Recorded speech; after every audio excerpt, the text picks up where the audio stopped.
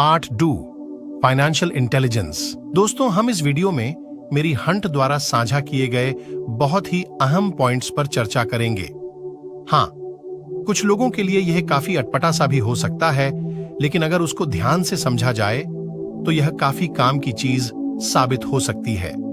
दोस्तों, मेरी हंट ने इस किताब में बताया है कि इंसान का बुद्धिमान होना और फाइनेंशियल पॉइंट ऑफ व्यू से जीवन में सफल होना, ये दोनों अलग बातें हैं। सफलता अगर बिना असफलता से मिली हो तो वो सफलता बहुत ही जोखिम भरी होती है। फाइनेंशियल पॉइंट ऑफ व्यू से सफल होने के लिए सारी दुनिया का ज्ञान होना जरूरी नहीं होता। केवल पैसा कैसे कमाना है, इसके नियम जानना जरूरी होता है। दुनिया में कई बार हमने बुद्धिजीवी लोगों को फाइनेंशियल रूप से संघर्ष करते देखा है। इसलिए कई बार सवाल आता है कि ऐसा क्यों होता है हमारा फाइनेंशियल क्षेत्र में बुद्धिमान होना।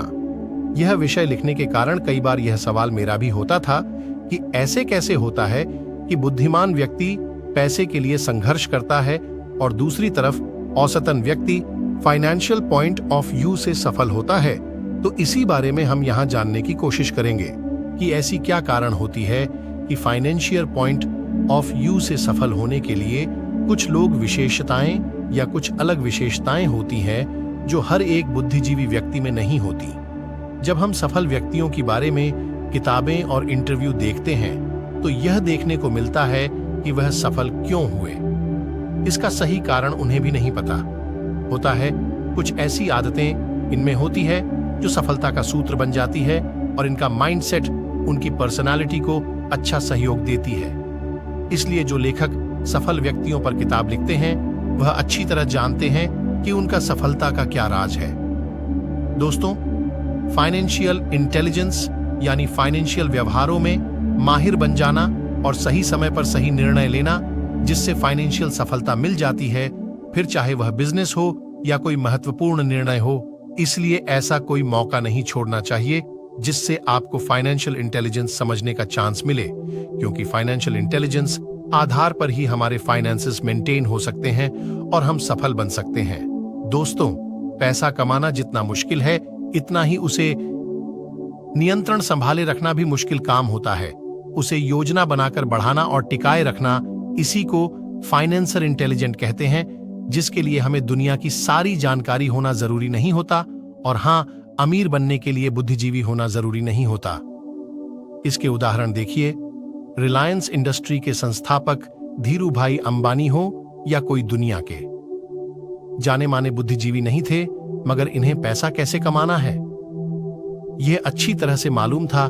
कई बार हमारे सामने यह सवाल आता है कि कुछ बहुत कम पढ़े लिखे लोग और कुछ पढ़े लिखे लोग फाइनेंशियल पॉइंट ऑफ व्यू से सफल क्यों होते हैं। ज्यादातर लोग जीवन में पैसों के लिए संघर्ष करते दिखाई देते हैं। इसका महत्वपूर्ण कारण है हमारी शिक्षा व्यवस्था में हमें अच्छी नौकरी कैसे प्राप्त करनी है। यही बचपन से सिखाए जाते हैं। अच्छी नौकरी पाने से हम फाइनेंशियल दृष्टि से सुरक्षित बन जाते हैं और उसमें भी सरकारी नौकरी मिल जाए तो हमारी बुढ़ापा की समस्या खत्म हो जाती है। यह धारणा समाज में एकदम खुल चुकी है और सभी लोग इसको फॉलो करते हैं। इसलिए हम बचपन से यही सीखते आए हैं कि शिक्षा अच्छी नौकरी पाने के लिए होती है।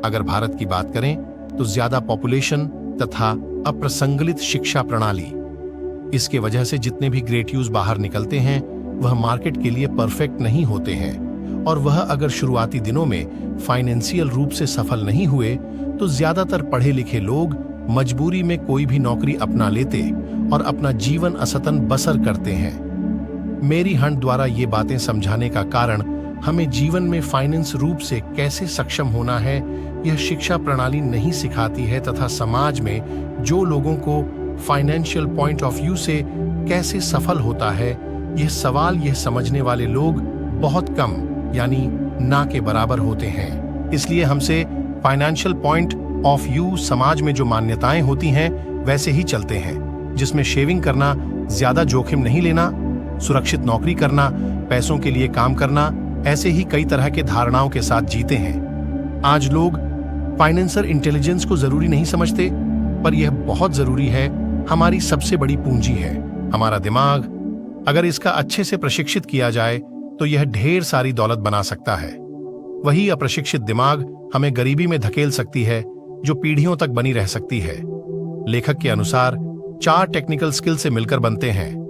अकाउंटिंग, यह फाइनेंशियल लिटरेसी या नंबर्स को पीआरएचने की योग्यता है। इन्वेस्टिंग, ये पैसों से पैसा बनाने का विज्ञान है। अंडरस्टैंडिंग मार्केट, यह सप्लाई और डिमांड को समझने का विज्ञान है। द लॉक यानी कि अकाउंटिंग स्टेट और नेशनल कानूनों और नीतियों के बारे में जागरूकता।